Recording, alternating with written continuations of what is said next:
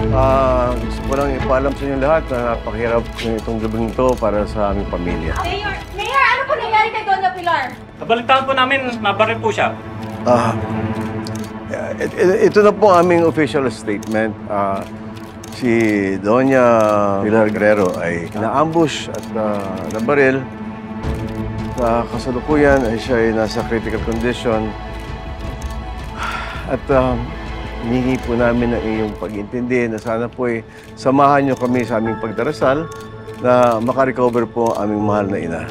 Mayor, sa tingin niyo po, sino po kami pakana ng pagbaril kay Doña Pilar? Magagawa po natin ito ng investigasyon para malaman natin kung ano po at punot dulo ng pangyayari o sino siya o sino man sila na nasa likod ng pangyayaring ito. Papaimbestigahan namin yung nangyari sa lola ko. Kung sino man may kagagawa na ito, they're heartless.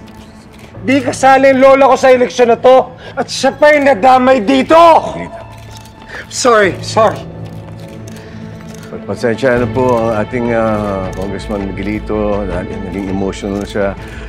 Kaya po sinabi ko, kami po yung nahihirapan sa pangyayaring ito. Sana po yung naiintindihan ninyo. Maraming salamat po.